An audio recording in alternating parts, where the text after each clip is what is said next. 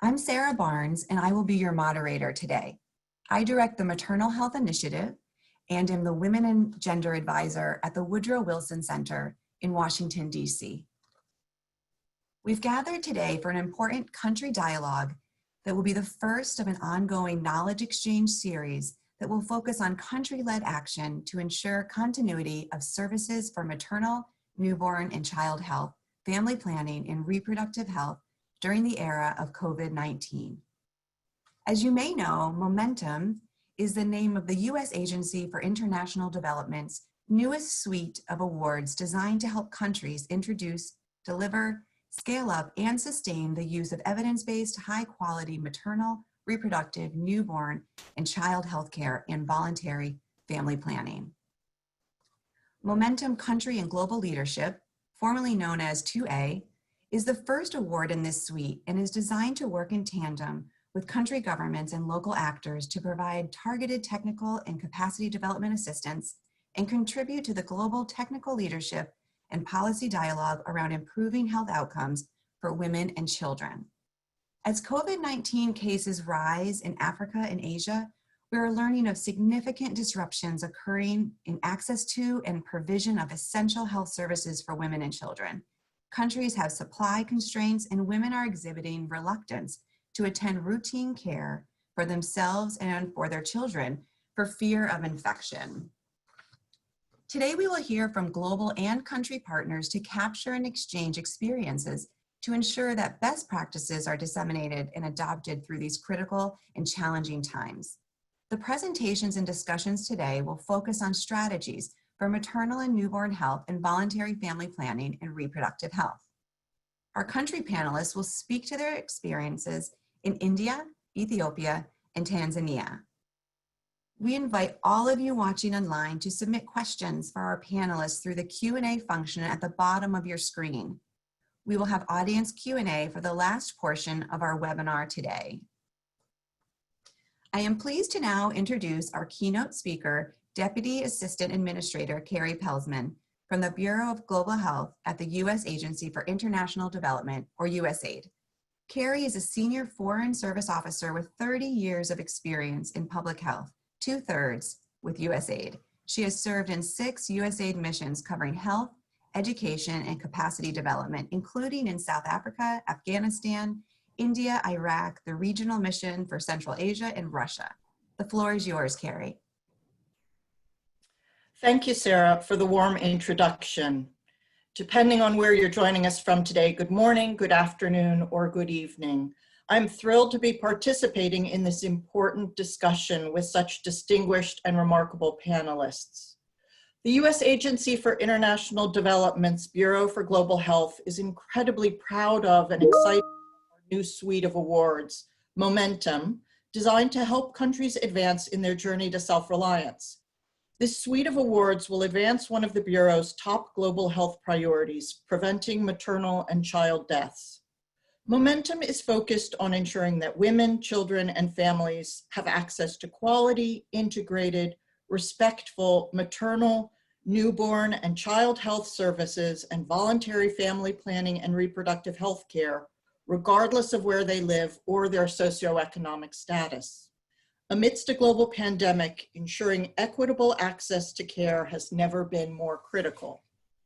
Today's discussion is the first of a 3-part webinar series convened by USAID's Momentum Country and Global Leadership Project, led by JPIGO and its partners. Throughout this series, we will discuss the impact of COVID-19 on maternal, newborn, and child health and voluntary family planning and reproductive health programs, and learn about how countries are innovating to mitigate those impacts and reimagine health services. As we are all aware, the COVID-19 pandemic has had far-reaching health, social, and economic consequences around the world. The evidence regarding the direct of COVID-19 on women, mothers, newborn, and children is emerging, and the science is rapidly evolving. We know from previous epidemics to expect disruptions to routine clinical services and primary health care due to suspension of outreach services, healthcare worker absence from illness or fear of infection, and reduced care seeking by clients. Indeed, many countries are reporting drops in the availability, accessibility, and/or the use of health services. COVID-19 is causing the disruption of essential health care, including antenatal care, facility-based delivery, immunization programs, and voluntary family planning. For instance, because of COVID-19, immunization programs and campaigns have been disrupted or halted altogether, leaving more than 80 million children under the age of 1 at risk of diseases such as diphtheria, measles, and polio. We also know that in many countries, pregnant women are unable to access care or are opting not to deliver in health facilities, increasing the risk of poor birth outcomes for mothers and babies. On the family planning side, modeling suggests that a decline in the ability to access condoms and oral contraception could result in a 3 to 10% reduction in the number of contraceptive users and significant increases in unintended pregnancies. While models estimate the mortality impact of the coronavirus itself could kill millions globally over the next 1 to 2 years, the indirect maternal, newborn, and child health deaths that could result from reductions in access to and use of essential services have the potential to be just as devastating for women and children, if not more so. The impact of COVID-19 pandemic on primary health care underscores the need for countries to have self-reliant and resilient health systems. It also offers us an opportunity to reimagine health systems and the delivery of services. In particular, COVID-19 has underscored the critical need for water, sanitation, and hygiene, or WASH, in health facilities and infection prevention and control in order to deliver care for women and children safely and to sustain communities' trust in the health system. In the COVID-19 era and beyond, we should pursue innovations and adaptations that prioritize the safety and well-being of patients as well as the health workforce, while maintaining a focus on care that is evidence-based, accountable, accessible, affordable, reliable, and respectful. Many countries are already employing innovative approaches with USAID support, such as telemedicine services, phone or tablet applications for contact tracing, and web-based training to strengthen health provider capacity. For example, in the Philippines, free distance learning is being provided for healthcare workers on how to safely disinfect medical equipment, dispose of waste, and dispel disinfection myths. As of May 2020, more than 7,000 healthcare professionals have completed this virtual training. In India, a high-risk pregnancies tracking app has been deployed to sensitize at-risk pregnant women on COVID-19 and, as part of birth preparedness, to link pregnant women to facilities that are continuing routine services rather than those designated for COVID-19 management. In Mali, mobile outreach vehicles and loudspeakers announce voluntary family planning availability from a safe distance. Clients are able to schedule an appointment to avoid congested waiting spaces. Physical distancing is practiced in facilities. We hope that this discussion will enable other countries to apply innovative solutions to ensure continuity of care and ultimately save the lives of millions of women and children. Today, we look forward to hearing from 3 countries, Tanzania, Ethiopia, and India, whose representatives will share what they are doing to maintain essential services, including re-engineering service delivery, redistributing the health workforce, and maintaining supply chains. As always, USAID and our Momentum Awards are committed to supporting our country partners in the time of COVID and building strong health systems to empower communities and countries on their journey to self-reliance. Thank you again, and all the best with this webinar today. Thank you so much, Carrie, for your commentary and for setting the stage for us this morning. We know how busy you are and that you can't stay for this full event, but you are more than welcome to stay for as long as your schedule allows. Thank you very much. Next, we will move to Dr. Tim Roberton. to provide us with a global look of what could happen as a result of disrupted services. Tim is an assistant scientist at the Department of International Health at the Institute for International Programs at Johns Hopkins Bloomberg School of Public Health, and he works as part of the team that maintains the Lives Saved tool and develops other models to assist program managers to more effectively design and evaluate health programs. Welcome, Tim. Hi, everyone. I'm going to present now the results of an analysis that we did in April. We ran an analysis to estimate the potential impact of the pandemic on maternal and child mortality. Mortality not from the coronavirus itself, but from the disruption caused by the pandemic and the response to the pandemic. Next slide. We created 3 different scenarios of varying severity, so a high, medium, and low impact scenario. And we used the Lives Saved tool to model these scenarios in 118 countries. So it was a global analysis. Next slide. Some of you may have seen we published a paper that's available. If you're interested in this analysis, you can look at that and see more details. Next slide. So to support our analysis, we developed a simple framework for how we think the pandemic and the response to the pandemic might disrupt health systems and then ultimately lead to increased maternal and child mortality. So you can see this sort of causal pathway starting on the left from the disruptive effects to on the right, increased maternal and child mortality. And within this framework, we see 2 general pathways. Next slide. So the first pathway is what we see as being a kind of health systems disruption. So we imagine that because of the pandemic, we might see a reduction in the availability of health workers, reduction in the availability of supplies and equipment, disruptions to the demand and access to health services. And that might lead in turn to a reduction in the provision of health services and in the utilization of health services. Together, that combines to an overall reduction in the coverage of health interventions. And because fewer women and children are getting access or receiving needed services, then they are more at risk of dying, and that in turn will increase maternal and child mortality. So that's the first general pathway.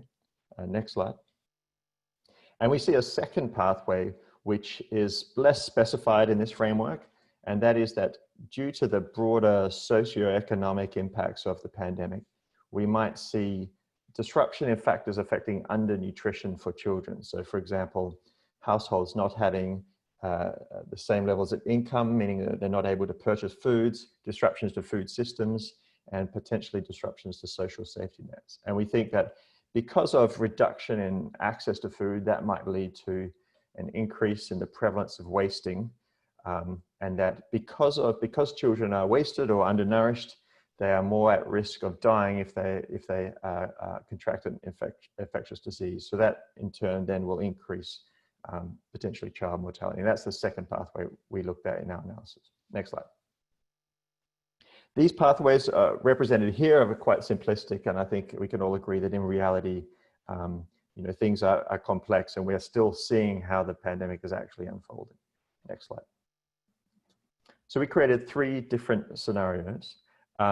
We used the framework that I showed just now to put numbers on how we think various health systems components might be disrupted. So we kind of estimated or chose potential reductions for the workforce, for the availability of supplies and demand and access. And you can see here, this is our second scenario. So this is our medium kind of scenario.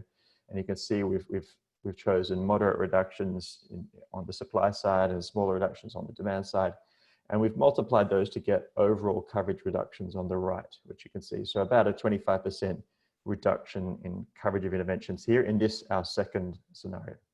We also, at the bottom, you can see that for our second scenario, we chose a relative increase in wasting of 20%. So 20% additional wasting. This was our second scenario. Our smaller scenario, we had lower numbers. Our third scenario had higher numbers. And I will say that, initially we wondered whether our high scenarios were potentially too extreme.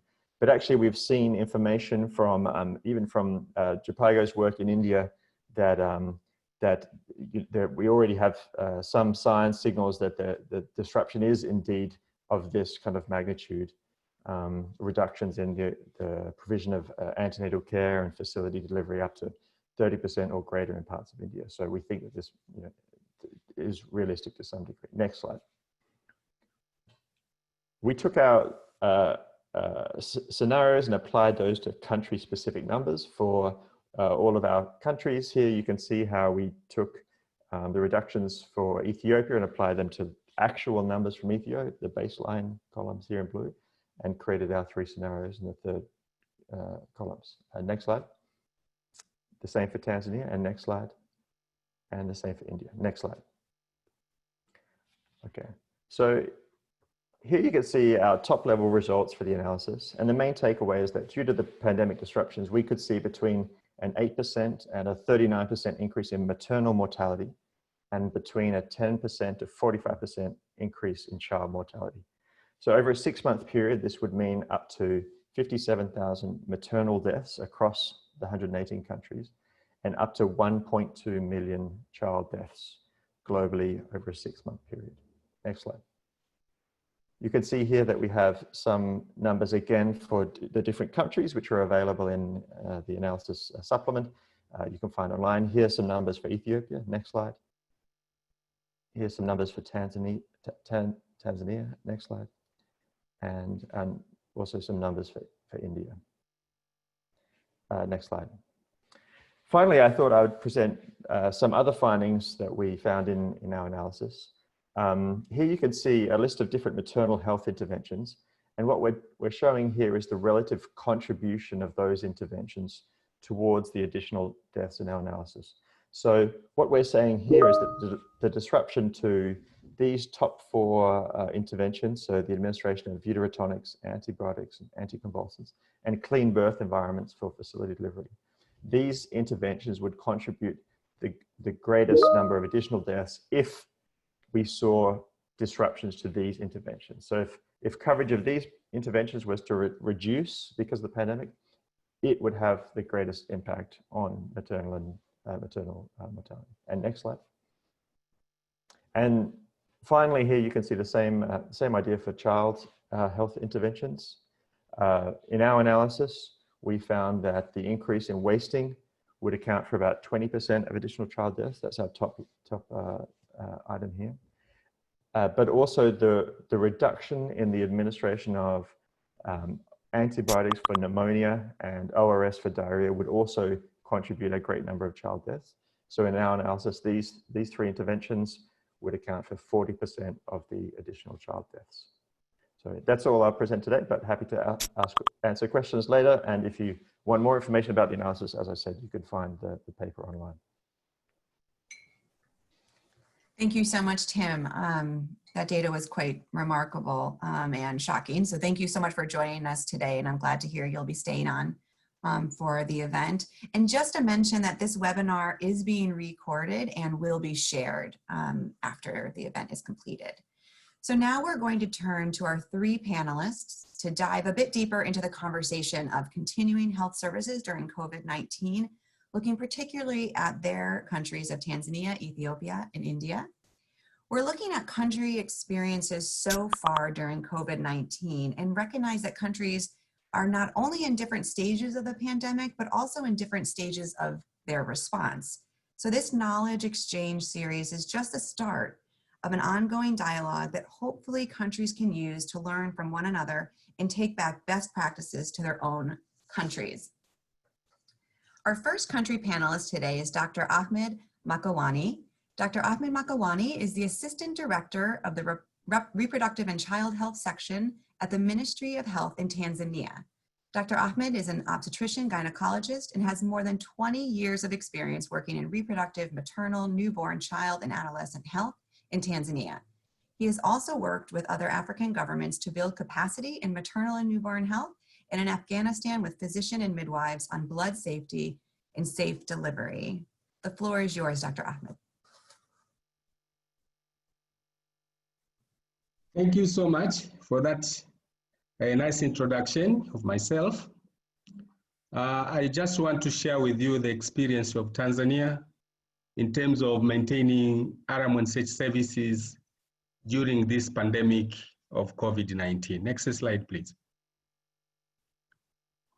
Next. So in Tanzania, actually, I would say we have made some strides based on what is required by the Global MNCH strategy, Tanzania Health Policy 2007, Tanzania's strategic plan, and the One Plan P, which governs the MNCH strategic plan.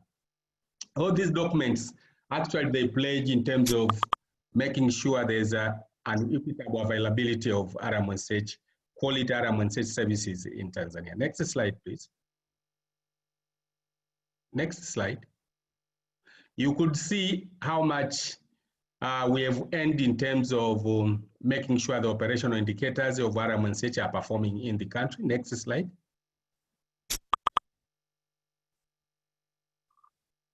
And this graphic presentation, it tells you the situation with the maternal mortality in the country based on using the routine data. Next slide. Now, when it came, Tanzania confirmed the first case of COVID-19 in March 16th.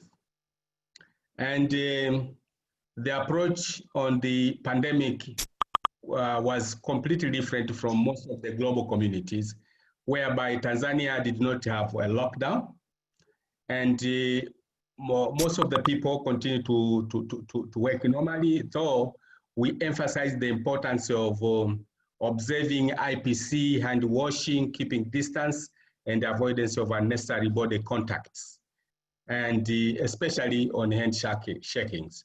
We closed all the schools and the colleges, and the most important intervention that I would like to bring to you that we took in the country was on the health workers, whereby we made sure we emphasized the importance of having the PPE for health workers so that they can be protected and therefore they can be able to face the challenges of delivery of health services. Next. Next slide. So you could see this graphic presentation, please, if you can return to that slide. Yes, this graphic presentation, first of all, on the left-hand side, it shows you the city of Dar es Salaam. Dar es Salaam, which was an epicenter for the COVID-19 pandemic, and then it compares with the national data. When you look at the national data, you don't see any difference in terms of variations from 2019 and 2020 in the same period of January to April. But when you look at Dar es Salaam, which was an epicenter for the disease, you could see appreciable differences whereby from February to March, actually we started alarming about the disease in February, though we had the first case in March. You could see from February to March and then April, there's that variation whereby you see the women who went in the facilities to deliver were much reduced, particularly in April, when the epicenter was very high in the country. So you could see the impact in Dar es Salaam was very high, but when you compare to the national level, you find there is some dilution. Then you cannot see that that impact. Next slide.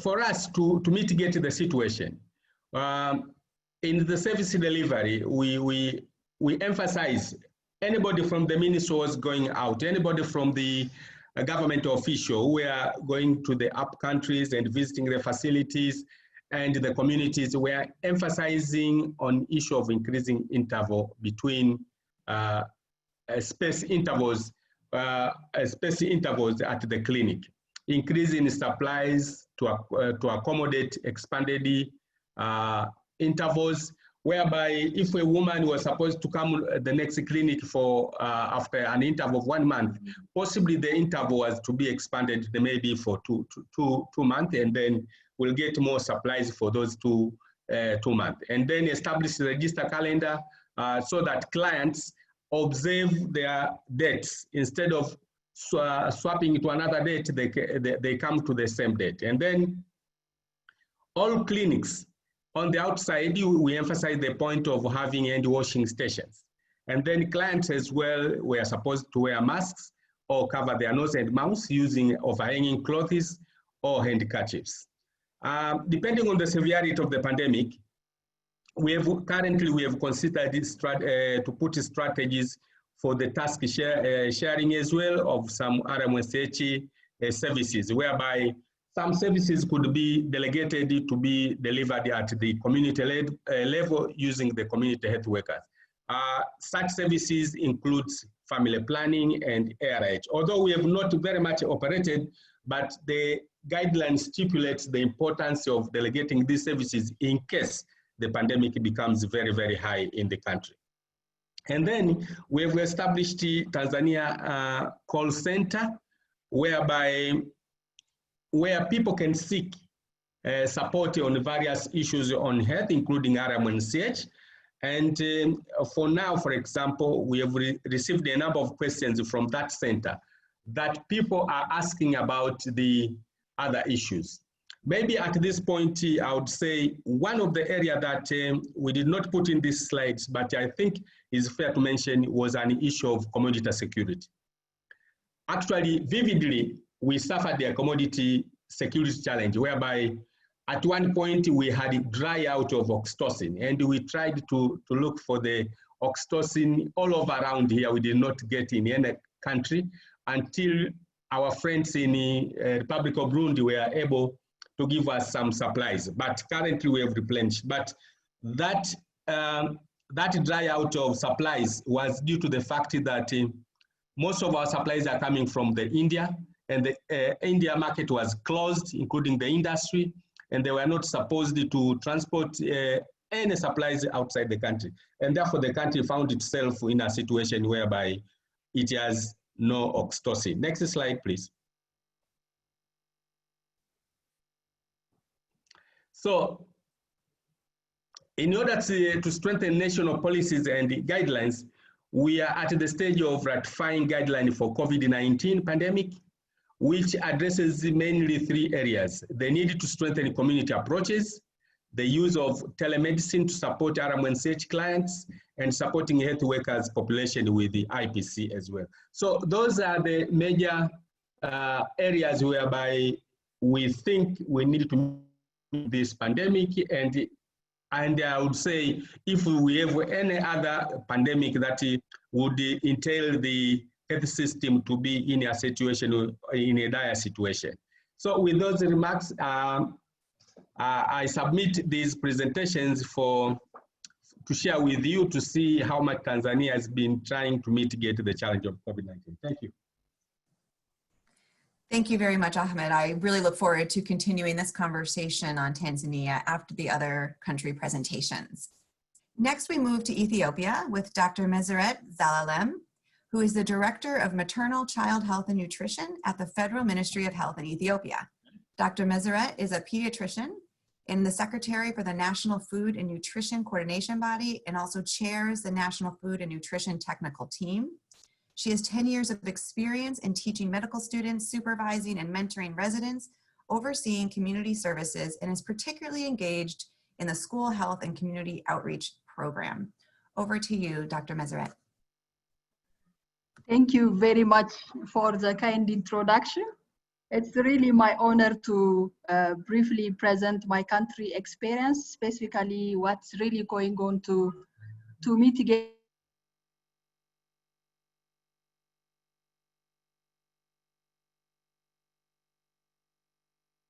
with the strategy of MNCH service continuation in the next slide, please.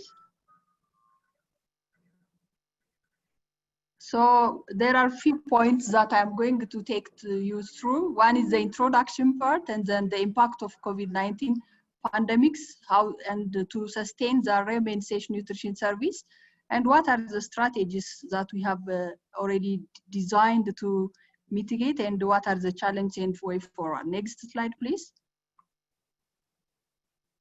So everybody is really knowing about the COVID-19 pandemic elsewhere. So this is really an unprecedented crisis which is going on globally. So yet the severe one is not happening in Africa, particularly in sub-Saharan Africa. So we have really a recent experience from the East African, the Ebola outbreak in 2014 and SARS, in fact, in 2003. So that we have really learned many things from that, and then that might be really because of the leadership, governance, service providers, and the society demand might perhaps jeopardize that time about on the MNCH service. So that cognizant with this fact, next slide, Ethiopia has drafted, has a very good mitigation guideline strategies to mitigate with the COVID-19 pandemic, to sustain the services specifically for our MNCH and nutrition. So we know that there might be a problem due to the following conditions, so that there might be attention diversion only for COVID-19 might really challenge the MNCH section, and there might be also the reduction of the capacity building, the sustainability might be the problem, and the supplies for essential commodities for our MNCH, and there might be also compromised routine program supportive supervision for our MNCH section, and then there might be also compromised plan review for that, and then there may be also interrupted capacity building due to COVID-19. So these are the facts that we thought before that, and then we drafted, we developed the guideline for that mitigation. Next slide, please. So, you know, Ethiopia has reported the first case on March 2020. So virtually with that, we have developed a very important maintaining essential health service during COVID-19 pandemic with a MNCH and nutrition component. We prepared and distributed a very important strategic guideline. That was the first. And the second that you see is this is the revised one, which already distributed last week. And then we have developed this two versions, the second version, because we see the trends of the COVID-19. That's why we reached to the second revision of the strategies to continue the MNCH nutrition service in light of COVID-19 pandemic. Next slide, please. So the strategic components are, we have a programmatic mitigation guideline to sustain the reproductive health, maternal, newborn child health, adolescent youth health, and nutrition, to cordially proceed with this very essential, important milestones virtually with COVID-19. And we are also working on a training of the health extension workers draft guideline with using the digital platform. So for the health extension workers in light of COVID, using the IVR technology that's already drafted. And we have also drafted the community-based, for the community-based services for health extension workers. We drafted that guideline. We also on weekly basis, we analyze the FEM data, particularly on MPDSR, severe acute malnutrition cases, and vaccine preventable disease. So we analyze the data and then we try to mitigate every week. And we monitor also the DHIs to basic milestones of the MNCH section. And we analyze the trend every month. So based on the weekly report, we frequently communicate with our regional correspondents, and then we give them feedback every week. And we have also an excellent platform, which is led by our Excellency, our Minister, with the presentation of the regional health bureau heads. So we weekly have a Zoom meeting on the joint discussion on the COVID-19 response and action, plus the MNCH sections with all regions represented. So we are also working on the balanced communication for both COVID and then for the MNCH one. And we also have like, we have also the HR also, we have also working very hard on the workforce sections. And we are also giving a very important emphasis on our MNCH service continuation with COVID-19 pandemic. Next slide, please. So this is one of the modalities that you see from this slide. We visualize automatically using the connectivity with the Wi-Fi. We see the DHIs to milestone for our MNCH from the service, from all service down there. So we capture the data from the DHIS2, we visualize this one, and using a different features of the DHIS2, we monitor this one and we give feedback, we act accordingly. And we also coordinate our partners and technical working group. We have a regular forum for that using the Zoom platform, and we have also a very important platform in the ministry in the coordinating the entire stakeholders for health. So this is the ways that we really try to mitigate in terms of communication and data for action. Next slide.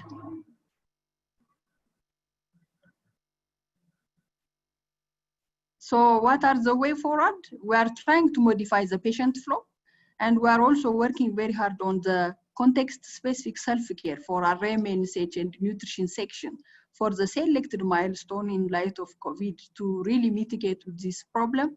And we are also working on the avoiding of the case load in line with the monitoring, like this very good spacing with the COVID-19 prevention to sustain the MNCH service. We are also working on the reduction of the patient or the additional clients flow with different spacing using we start the early morning at 7. So with very important tools for COVID-19 prevention as well. We have also stringent infection prevention and control for COVID-19 to maintain the vital services.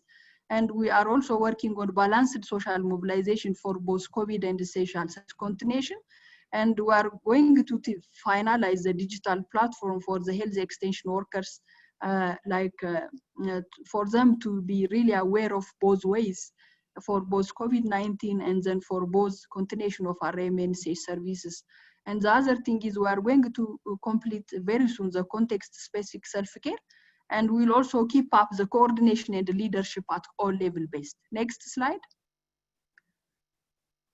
So with this, I would like to appreciate and acknowledge, first of all, my sincere appreciation goes for our ministry, particularly for the excellencies, honorable our minister and state ministers for their tireless leadership, and my team as well in the Directorate of Reproductive Health, Maternal, Newborn, Adolescent Youth Health and Nutrition.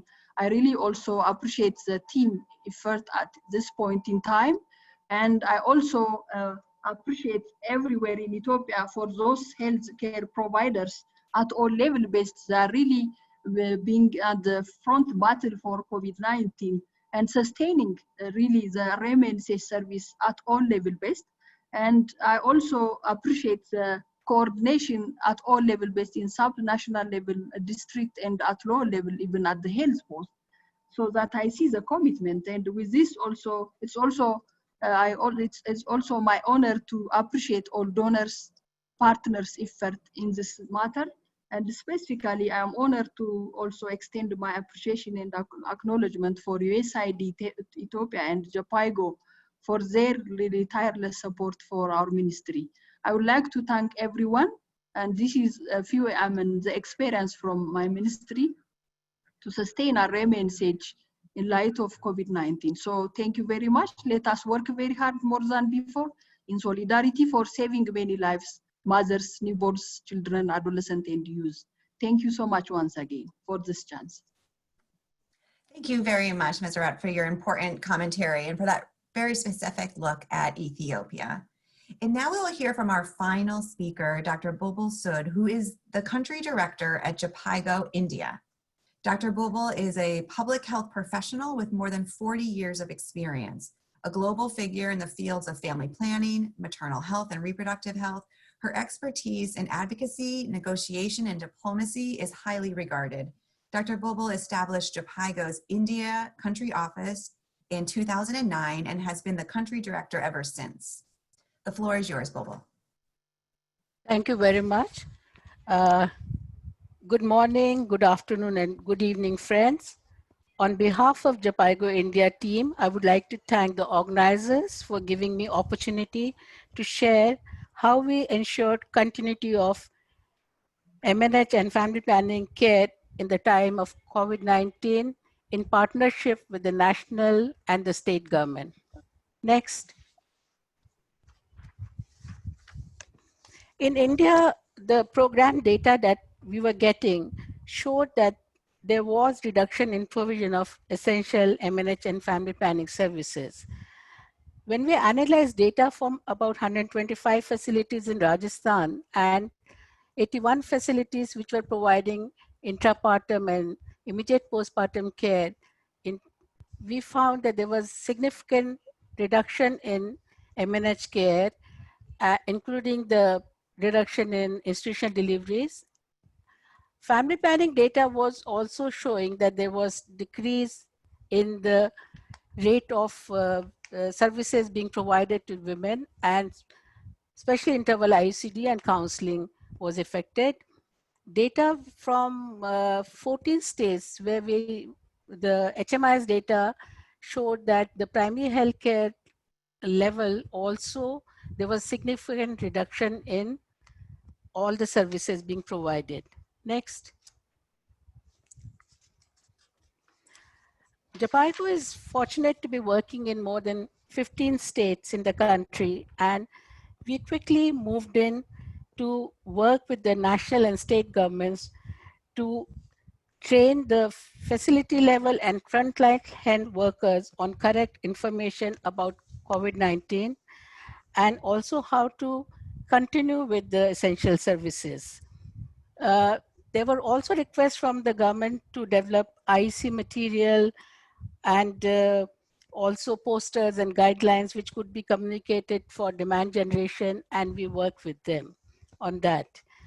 So this communication material was shared and printed, and this was found to be very useful by the healthcare workers at the facility level as well as at the peripheral level.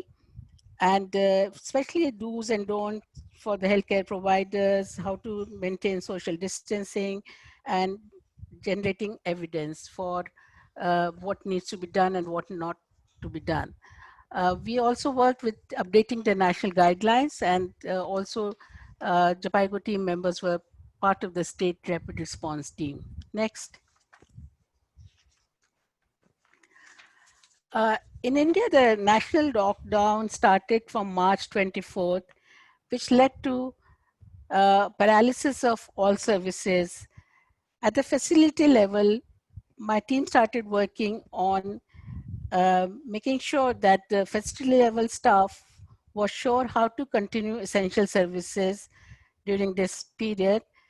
And things like facility preparedness, IPC, sanitization of the facilities, how to maintain social distancing, triaging of the clients, and ensuring that referral linkages were developed.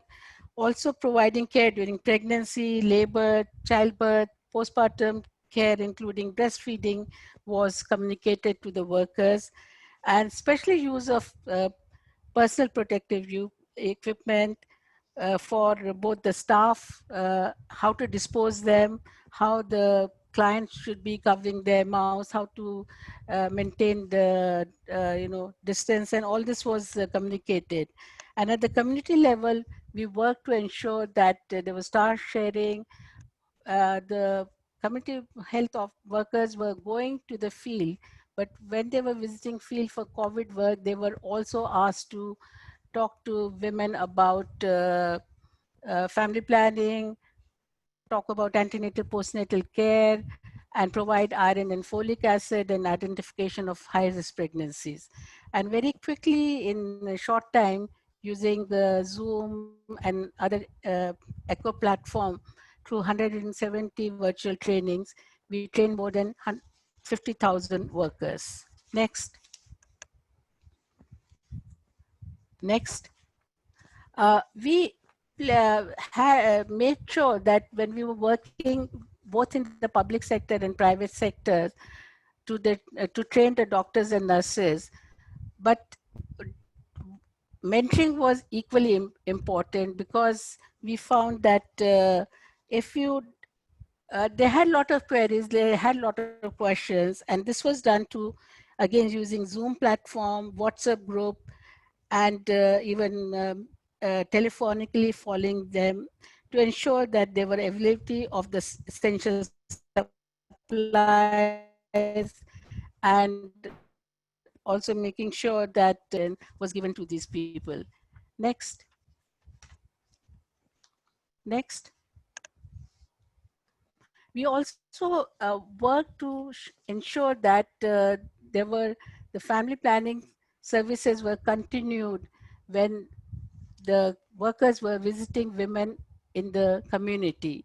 And when they were in the community, they were asked to carry OCPs, emergency contraceptive pills, condoms, including also pregnancy kits, because we were observing that there were women who needed to know whether they were pregnant or not. Next.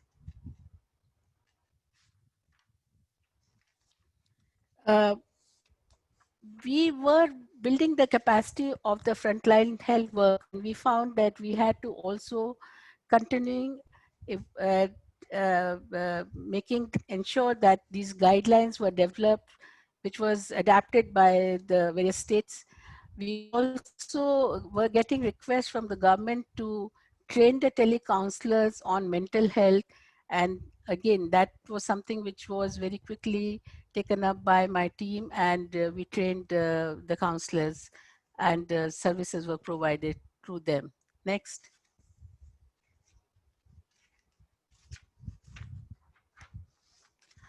I would just like to say that health and wellness centers across the country have played a very, very critical role in ensuring the continuity of services amid this difficult times. And many of the community health officers all across the country have been saving lives of mothers. They have been conducting deliveries at home in cases where women were not able to go to the facilities. They have been immunizing the children, and they're also been ensuring that other care is provided in timely manner at home. Next.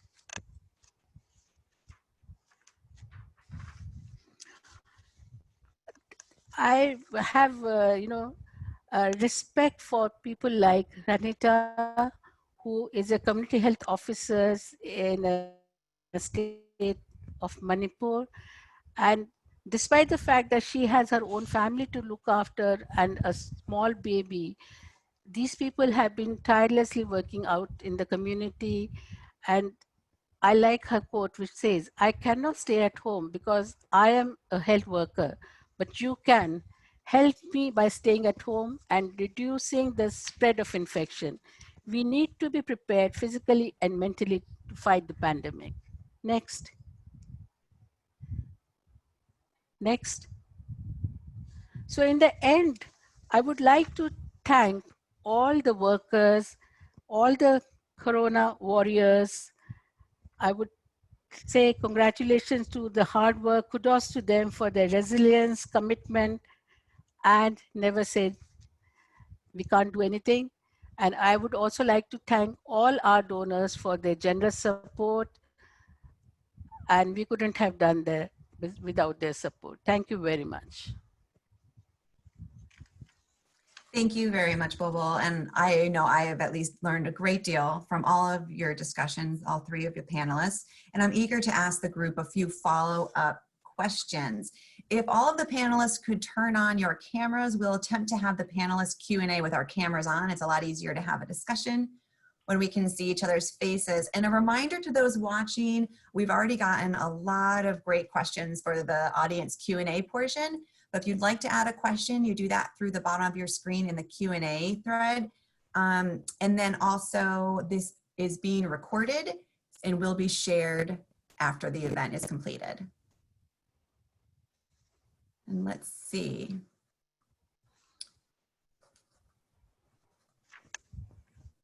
Okay, here we are. And does everyone have their video on that's going to be using it? Okay, and I'll just ask the three panelists to please keep yourself muted until I ask you a question and ask you to unmute so we don't have any disturbances while others are speaking. So my first question is actually to all three of the panelists, and to show me that you're ready to speak, you can just unmute your microphone and jump in, and then once you're done speaking, again, like I just said, just please mute your microphone. So the three country presentations we just heard highlighted many important approaches to maintaining essential reproductive, maternal, newborn, child, and adolescent health services.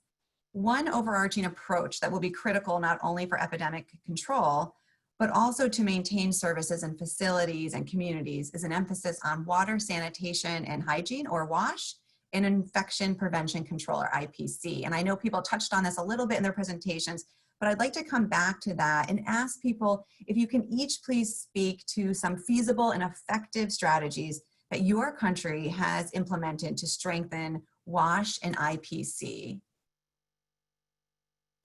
Who would like to go first?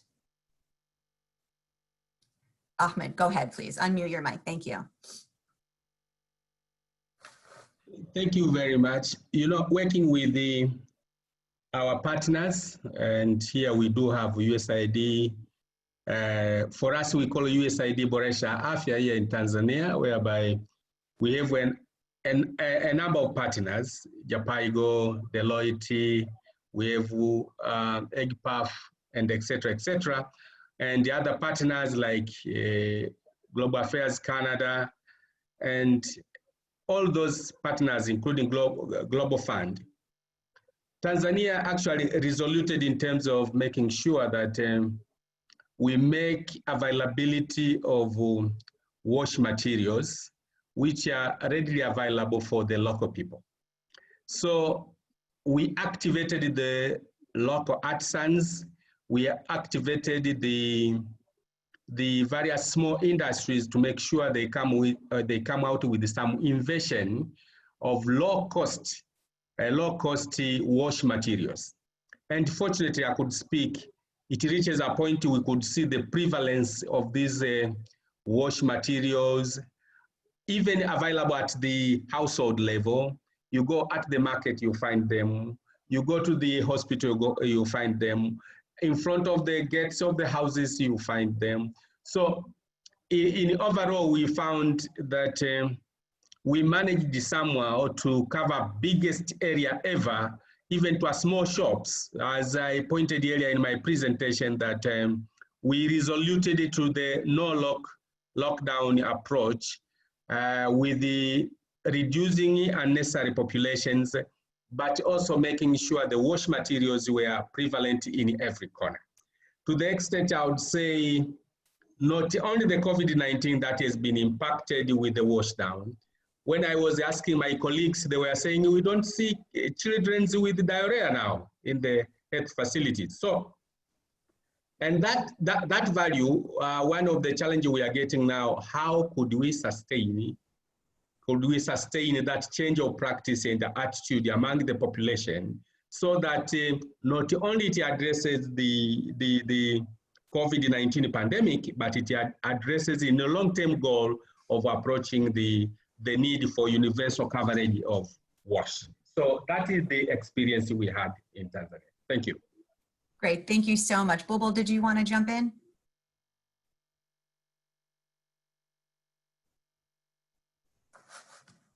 Bobel?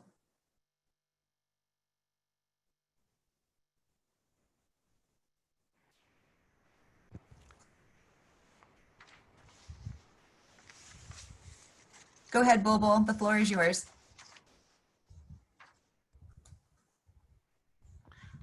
Can you hear me? Yes. Okay. So, sorry, I couldn't hear earlier. That's why I was not sure, you know. So in India, we actually, when we started working, we realized that during this time, the WASH and IPC was very critical. And some of the things that which were not followed earlier, which were introduced now, was the hospital preparedness. Things like crowd management. We said that minimum only 15 to 20 clients should be called, and if possible by appointment. The waiting area, how to maintain distance in the waiting area, cleaning of the environment, the surface, and also the triaging of patient was very important in this time.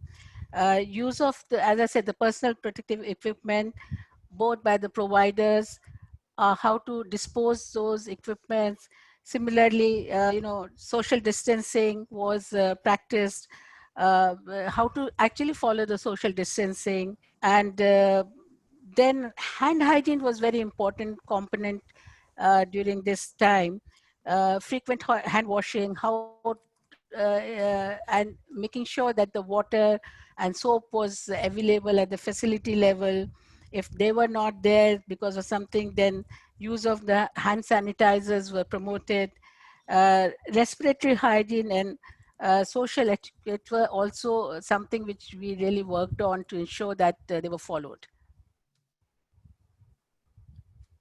Great, thank you so much. Mazarat, did you want to jump in here? Yeah, thank you very much for the question. My country, Ethiopia, is really giving a strong emphasis on WASH and infection prevention and control strategy. And among others, we have a very good proclamation on the use of hand washing practice and use of PPE, including local face masks. And anywhere when people are really out of home, they have to cover their nose and then mouth with any type of mask. And then we have also there is also like a directive, a proclamation, which enforces every institute to avail any wash and sanitation equipments in front of the gate. And then everybody should have wash their hands, or they have to use a hand sanitizer, alcohol base, and they have to cover their nose and mouth with a face mask. And then there is in the facility also, we are also looking every day about the wash availability and IPC. So the PP, we have a guiding protocol, and we have also triaging. That's also top priority to minimize the risk of infection of COVID and to minimize also exposure. And we are also directing like everywhere in the health facility to reduce the bulk of the unwanted crowdedness in the health facility by starting early in the morning at 7 a.m. And the other thing is hospitals or health facilities are really obliged to avail the wash and sanitation materials as well. And we are also give a strict view on the social mobilization about the hand washing, and then this the hand hygiene will be the culture, because COVID-19 is not only a risk, it's also an opportunity to have to change the health system, to change the habit of people everywhere, so that we are really dwelling in this matter. So we use all the media outlets 24 hours, so that they're really advocating the hand hygiene, sanitation using face masks, and then physical distancing. And then I can say our media staff, radios, television, all sport, including the health extension workers in the community, we are really using the social mobilization with different platforms to be really strict enough on infection prevention and control. Thank you very much. This is a great emphasis in my country experience. Thank you. Thank you very much. And I'm just being told too, we do have a lot of questions coming in from the audience. And so I'm going to ask a few questions to each of the panelists, but just ask you to keep your responses brief so we can spend adequate time trying to address the questions coming from the audience. So first I'm going to go back to Bobel and speaking about India. How can we ensure an equitable and respectful response to COVID-19, especially among vulnerable and or underserved populations, including migrants, minorities, and the urban poor?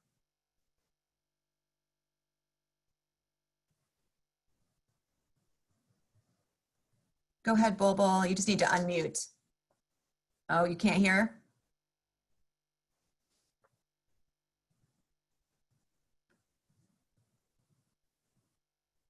Bobel, can you try to unmute yours, or is it not working? Oh, there you go. Sarah, I can't hear you. Okay, can you hear me now? Maybe you ask the others and then I'll come in. Okay, great. That's what we'll do.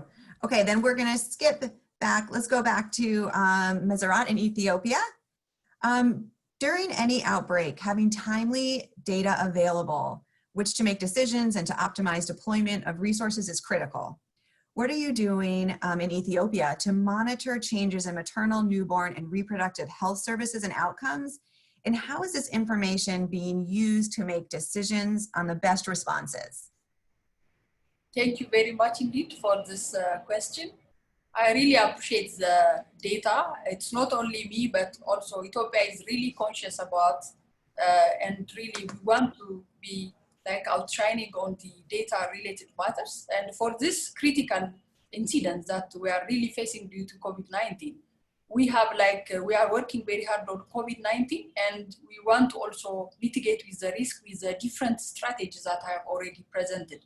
So that one of it is inside the strategy, we have a milestone for a monitoring and evaluation. So we have two ways. One is we capture information every week through the public health emergency system. We have a weekly data on maternal perinatal day survey. And then we have also a weekly data on vaccine preventable outbreaks like cholera, measles, polio, and others as well. And then we are also capturing through FAME how many children are dead in the treatment for severe acute malnutrition. So these are the specific peculiar milestone which is being captured every week. And then we analyze this data every week, and then we give response in timely manner for our colleagues in the subnational level and in the facility. We are also trying to coordinate after the MEP days are like captured, where we want to make sure that the data is also audited for action. So that is the way we are working very hard every week, so that we are also jointly presenting this finding every week with the presence of the regional health bureau heads under the leadership of Excellency, our Minister. And then before that dispatch, we give the chance, we have also a weekly meeting, which is like led by our Honorable State Minister for the programming of health, for the health, so that he's really leading this guiding principle for the non-COVID essential functions, so that he's the chair in the ministry, and then the chair in the subnational level is the deputy heads, and the chair also down in the district level, the district deputy, and the chair in the hospitals in the facilities, the CEOs, and then down there in the community, one of them, the extension worker, is in charge for this. So that we are capturing the data and act accordingly. And then with the DHIS too, we are also capturing every month, and then we are seeing the trend analysis from the start of January before COVID in Ethiopia is reported, so that we see the trend every month. Now, very recently, we are trying to see the last 3 months data from the DHIS to on monthly basis get captured, so that we yesterday we sent the analysis, the trend analysis for our regional health bureau heads, and then we are really awaiting for their response, so that we are pretty much conscious on the data for action. This is how we really act in Ethiopia. Thank you so much. Thank you. And now let's go to Ahmed. We'll see if Bobel can come in again in a minute. But Ahmed, I'm curious with Tanzania. Community-based service delivery and self-care approaches are another way to maintain service provision. Have you applied any of these approaches in Tanzania? And what are some ways to train and protect community health workers as they serve the communities where they live?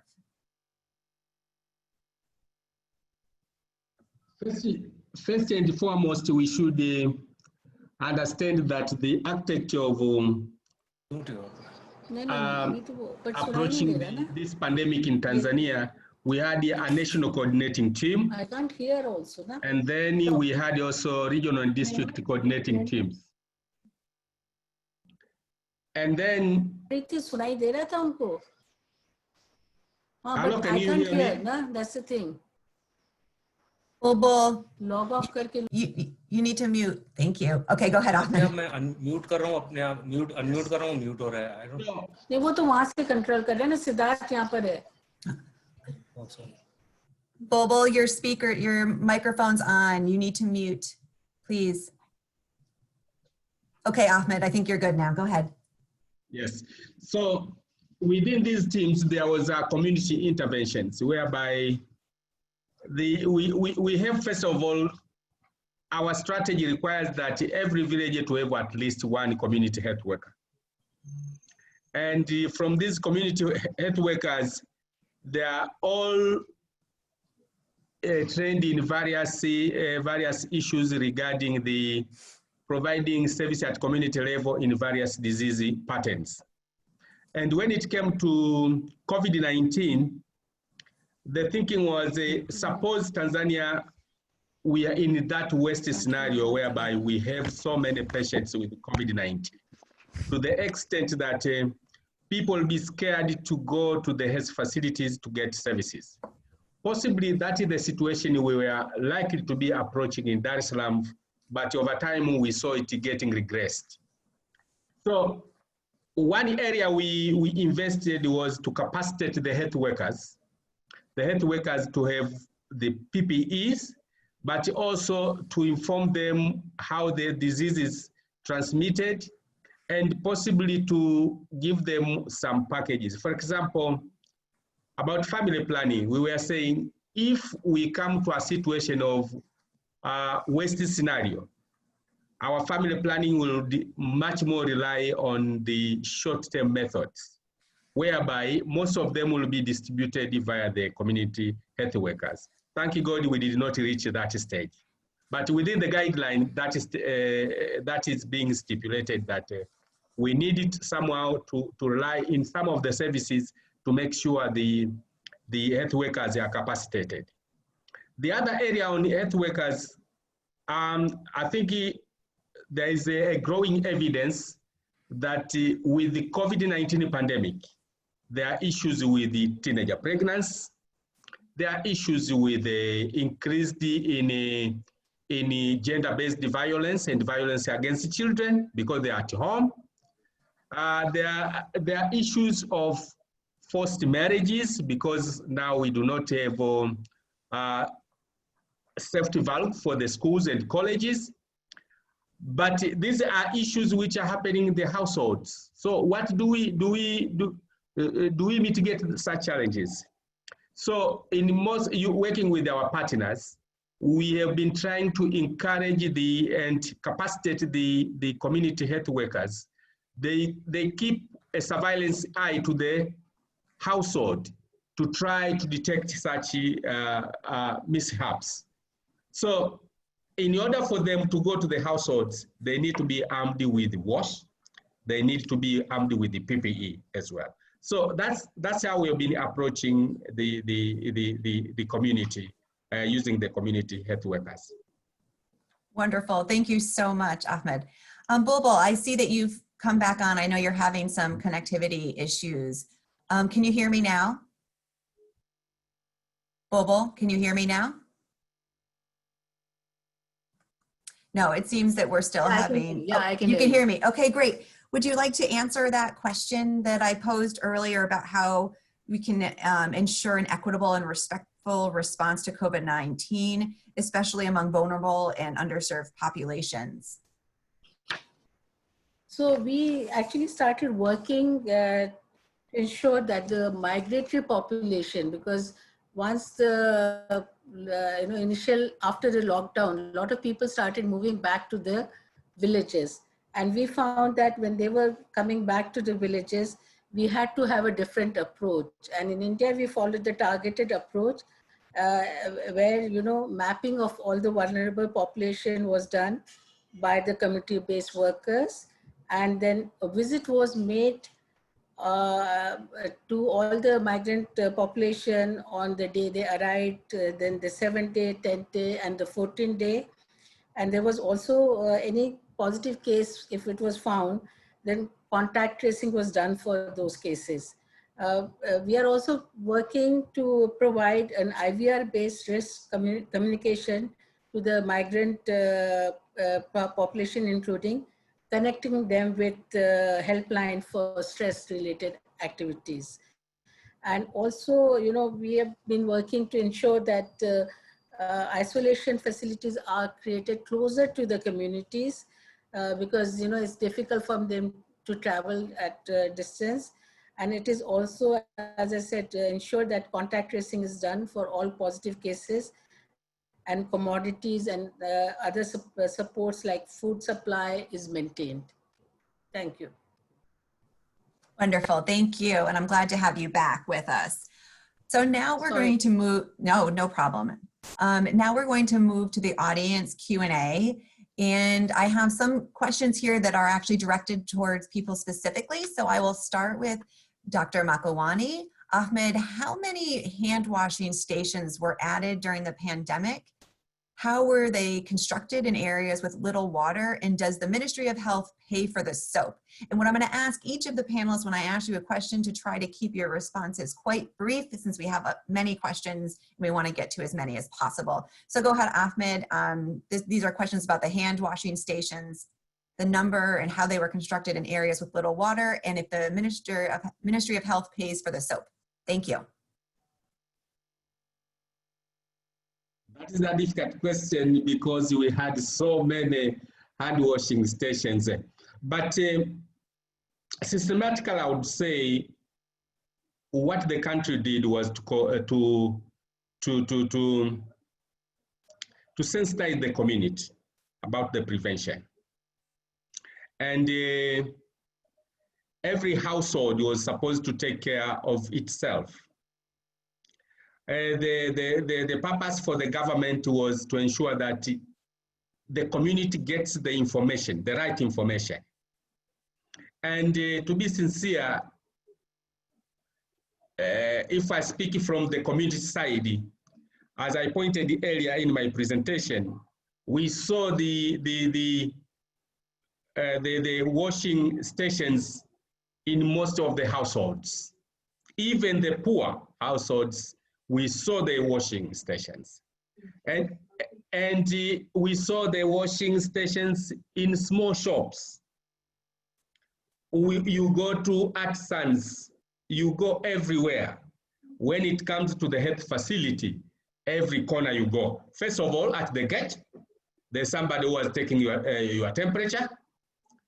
But also when you go inside, you are told you go and wash there.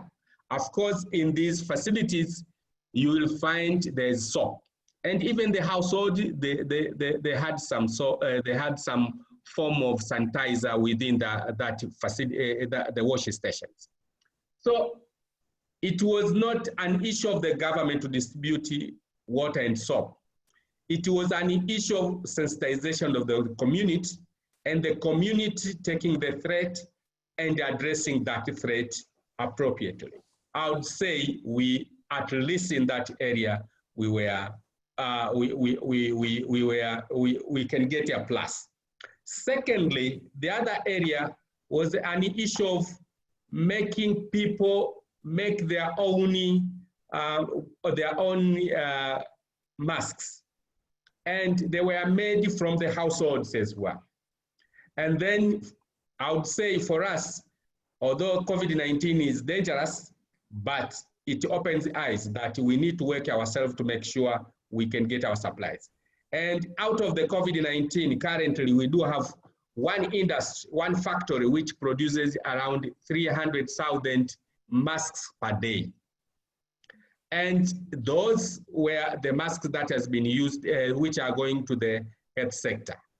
But when it comes to the streets, you find masks tailored by the people at home. And you could see it opens a market even for the tailors. Some of them resoluted not to continue with their normal tailoring, but only to work on the masks, which were sold between 500 Tanzanian shillings to as far as 2,000 Tanzanian shillings. This was possible only through the community sensitization. And I would say, in terms of community sensitization, maybe because we are using one language, we were able to reach everyone, and everyone took it very positive. I submit. Thank you. Thank you very much.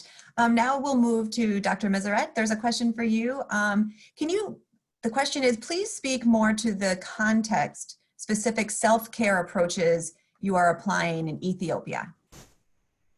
Thank you very much once again. And as you know, there is a self-care guideline, which is already endorsed by WHO from the headquarters since 2019. So that based on the context that we have, that was really worked out on SRH. So that basing that one, so we have drafted like the reproductive health, family planning, maternal, neonatal, child health, adolescent youth health, and nutrition, so that we are selecting a very important milestone in light of COVID-19 to be one of the mitigation deliverable to sustain the MNCH function, so that we have drafted that on. The scope is wider because the WHO guideline is for family planning SRH, so that we make it for MNCH and nutrition, so that we make it a wider scope, so that context specific, which I mean, based on the legislation that we have, and then based on the capacities that we have, based on the different contexts from the cultural point of view, from the religious point of view, from the attitude, knowledge and practice, from the population perspective. So we drafted that one. So we have already submitted to our honorable minister and state minister, so that by next week we'll have a joint discussion, so that once it is endorsed by them, so that will be available for action. So we just selected a few milestones. So for example, we have included if it is possible to give a clean delivery kit for a mom, a pregnant mother, with the third trimester. So in a way that if the COVID-19 epidemic will be the worst one, whereby she will be in a position not to go to the health facility, so that she can give a call for the nearby health workers, and then the clean delivery set will be available at home, so somebody can assist them. So that is one of the deliverables. Then the other thing is that it's under discussion, provision of misoprostol for a pregnant mom to prevent hemorrhage, postpartum hemorrhage. So that is one of the huge problem and concern for us, still the major contributor for a preventable maternal days following labor and delivery, and antenatal, and then postnatal. So these are a few milestones that is added there. Thank you. Over to you. Yeah, thank you. Thank you very much. And now we'll go to Dr. Bobel. Bobel, is there any evidence that telemedicine has improved uptake of services? And how are you planning to address lack of phones for low-income adolescents and girls for telemedicine? So in terms of phones, I think in India, the reach is very high. And in fact, young people mostly have phones. Maybe the older people may not have phones, but the young people mostly have phones. And we are seeing that, telemedicine, in India, they are planning to use hub and spoke model to ensure that, there are facilities from where they can be connected, and the spokes would be at the primary healthcare level. And through that, the messages could be given, and also teleconsultation would be given.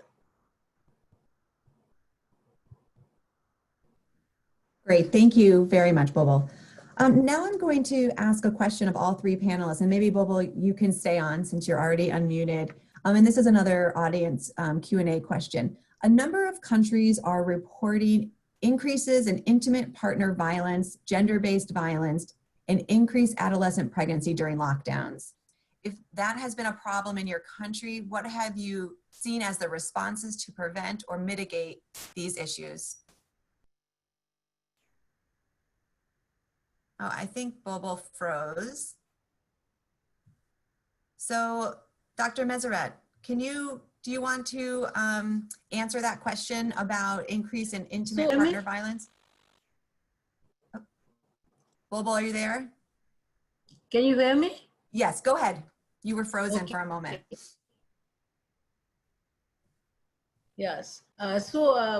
The community health officers and the field level worker like ASHAs, they are the ones currently who are, since they are going out in the field and they do visit the houses, they are the ones who are counseling women if they find that there is issues around gender-based violence, or young people are in need of contraceptives and other things. They are the ones who are providing it. Also, they are,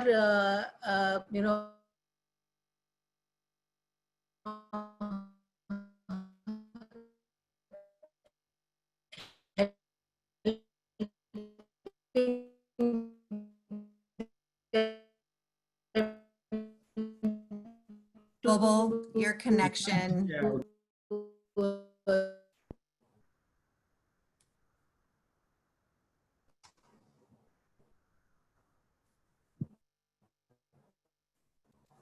Okay, I think you should ask yeah. someone else. Problem with on my side.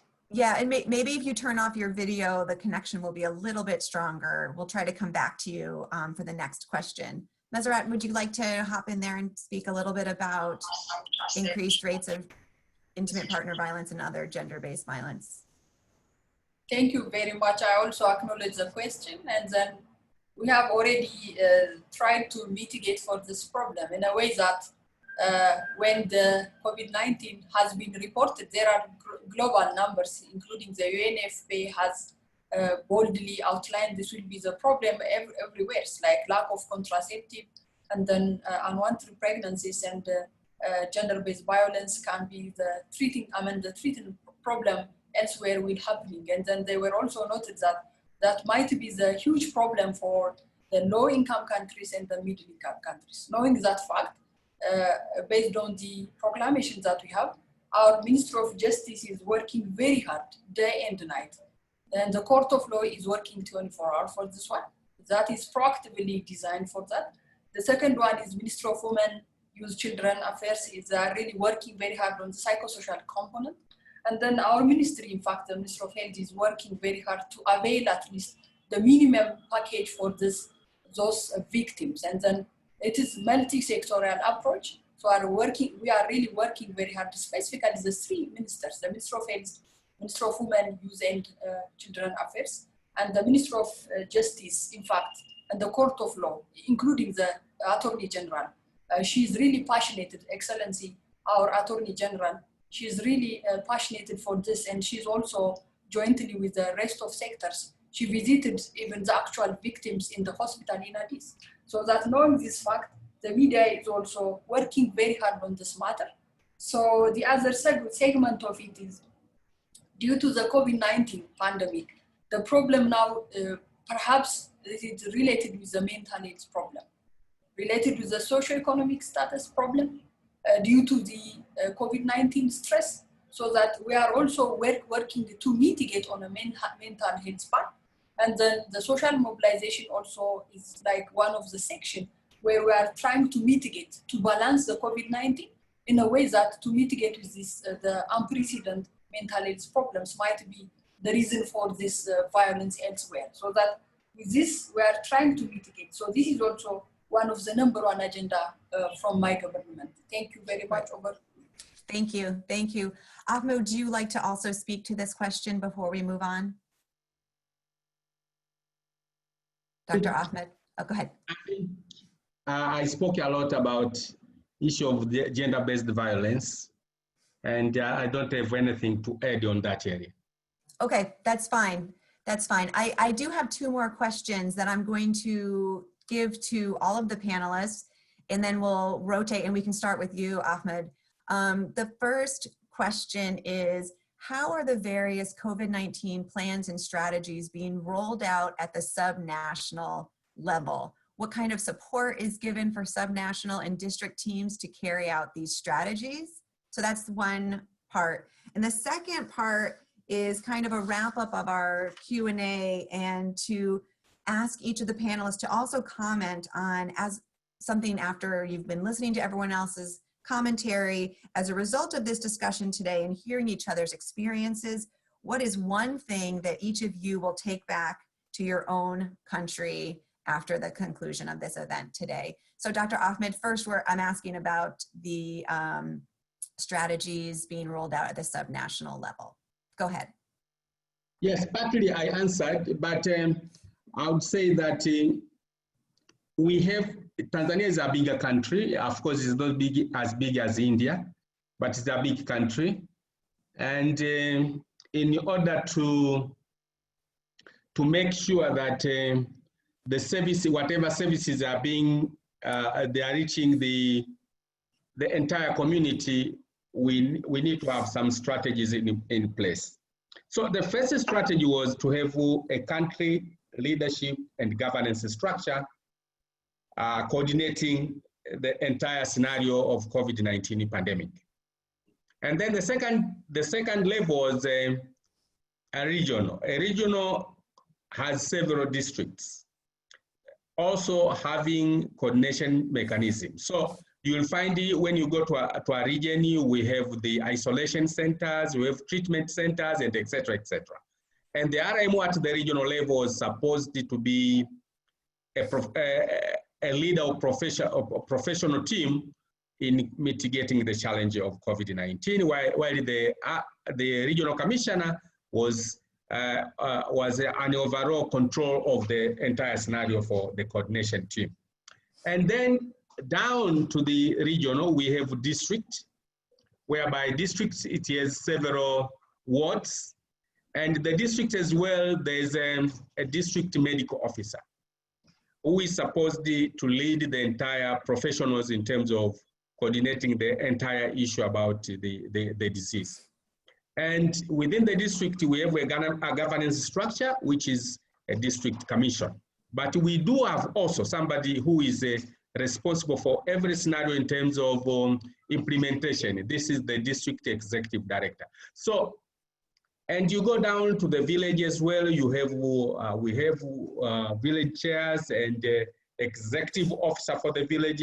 So that team, somehow it was joined from the national level up to the district. And you could see up to the dispensary, they had all the guidelines for mitigating the challenges. So that's how we were organized as a country. Great, thank you so much. And then do you have one thing you're taking away from this conversation today that you've learned or that you'll take back to your country? Yes, one of the things that I learned from this is the fact that various countries have taken different routes, but all of them, they meet in one aspect: WASH, issues of IPC, and those ones were generic to everywhere. And we could see some challenges that are emerging from the COVID-19. One of the challenges that we see in COVID-19 is the fact that there's a bigger population which is locked at home, not functional. And as a result, you have those issues like GBV and et cetera, et cetera. And for the vulnerable populations like children, you have those issues of forced marriage and et cetera, et cetera. So those are the things. But the most important fact which I get from this meeting, the fact that you need, apart from the governance, the government, but you need a participatory approach with the other stakeholders as well. I think Wonderful. That is the most important thing I learned from this group. Thank you. Yes, great. Thank you so much. Dr. Mesrat, would you like to jump in and just speak quickly? I know we are at time and we still have a few more remarks that will be made. So if you could speak a little bit about strategies for the subnational level being rolled out, and then something you gained from the discussion today that you'll take back to your home country. Thank you. Thank you very much. I think what we are doing here at the federal ministry level is, due to the COVID pandemic, we have a strong command post, which is in fact the technical one is led by our Excellency Deputy Prime Minister. The Secretariat is the Minister of Peace, Minister for the Minister of Peace, so that there is a strong coordination at the federal level. We are really trying to make that happen everywhere in the region, not only at the subnational regional level, but also in the district, in the Warada. When I say Warada, the lowest managing level of authority, so that to the community level. So we are trying to do with this command chain, so that this is the way that how we coordinate. For the health section, our honorable minister is leading this one, so that we are trying to steer everywhere in the country. Of course, Ethiopia is a larger country like in Africa, so that coordination and then leveraging the effort is like demanding 360 degrees, so that every day, every moment, we learn and then we experience and then we change, we coordinate, we lead. So that this is the way that we are really trying to mitigate for this COVID-19 pandemic. So the take-home message from this today's webinar, I would like to also pass my sincere appreciation and acknowledgement for USAID and JPIGO for setting up this webinar. So I'm really honored to represent my ministry. So the take-home message will be, I'm really grateful and honored to have like an experience from the Asia, from India. So there is an eye opener. And then I see also an experience from my brother from Tanzania. So that my sister from India. So this is a great lesson for us to still leverage our capacity. The digital platform is a very important, essential element that I have learned today. And then the WASH and IPC is very important. So that to be from out of this COVID-19 pandemic, so the WASH and IPC is very important. And then we are trying to coordinate as efficient as possible than before. So coordination, leadership really matter at all level based. So I thank you very much, and over to you. Thank you very much. Now, Dr. Bobel, would you like to come in now quickly and make your comments? Can you hear me? Yes, perfectly clear. Sorry, I think today the connectivity was a big problem. I think one learning which I would want to definitely take from today's webinar was how to address the gender-based violence. I think we all are realizing that it is there, but we have to come out with a stronger strategy and a way where we can all work together with maybe not just health functionaries, but other functionaries to ensure that this could be addressed in a way where we have lesser violence as we move forward, because this is not going to go away. So I think that is one learning which I would definitely want to take. And then, of course, going forward, it's very important to have a integrated way of tackling this pandemic, and the states and the districts, and then at the village level, you have to take actions which have to be in a coordinated manner, and not just state but interstate also. So each state has to work very closely to ensure that what we do, especially with the migrant population, which is now moving. In India, it's a big problem, it's a big challenge, and we have just touched the surface. I think we have to, come up with a much better strategy to address that challenge. Yes. Thanks. Yeah. Thank you so much, Bobel. And thank you to all of our panelists for your expertise and all of your thoughtful responses today. Now to wrap things up, I'd like to welcome Dr. Koki Agarwal. Koki is the project director for USAID's Momentum Country and Global Leadership Project. She is an internationally recognized expert in safe motherhood, reproductive health, and family planning policies and programs, as well as promoting policy dialogue and advocacy for policy reform. Koki has more than 25 years of service delivery expertise in reproductive health, family planning, and maternal health, and for over 2 decades has led, managed, and implemented large-scale USAID-funded global health projects. It's over to you, Koki.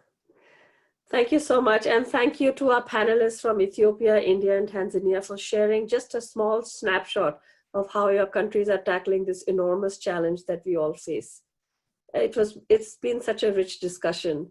As Tim outlined, the world is at risk of losing millions of women and children due to reductions in coverage of essential services, reversing hard-earned progress towards the Sustainable Development Goals to date, and posing catastrophic consequences for households and communities. Because of this pandemic, countries face the enormous task of reimagining how we provide essential care to women, men, and their children. The need to access respectful, skilled care for women before, during, and after pregnancy remains critical. A woman's right to quality, respectful care at childbirth must be protected. Following childbirth, women should be encouraged to initiate skin-to-skin contact, immediate and exclusive breastfeeding their newborn, and practice kangaroo mother care for preterm and small babies, regardless of the presence of COVID-19 symptoms, because with proper precautions, this can help avoid infection. We must continue to apply innovations, as you've heard today, to ensure that voluntary family planning services and care and supplies are available. This includes integrating family planning with other services where possible, forecasting and planning for commodities, and educating adolescent girls about self-care family planning methods. While no one has been spared from the effects of this global pandemic, certain groups will require additional support. Adolescent girls and youth are particularly vulnerable as they face school closures, difficulty accessing information and services, and increased risk of sexual exploitation and early pregnancy. And we cannot forget that continuity of quality services relies on the well-being of our frontline healthcare workers. And you heard a lot about that today. We must ensure that they have adequate personal protective equipment and provide for their mental and emotional well-being. As countries move out of the lockdown phase, we will continue to learn about how best to safely provide maternal and newborn health and voluntary family planning care, and how to maintain and demand for those services. Innovative and evolving approaches are being implemented every day to ensure women and children can still access the care they need. We look forward to reconvening again in a few weeks so countries can continue and exchange experiences and learn from this dialogue. Thank you so much. Thank you, Koki, and thank you again to Carrie and Tim, Mesrat, Bobel, and Ahmed for your commentary. I would also like to thank Momentum Country and Global Leadership for organizing such an incredible series and for including me in today's discussion. And finally, thank you to our audience today for joining us. I hope you all stay healthy and safe. Thank you very much indeed. Thank you.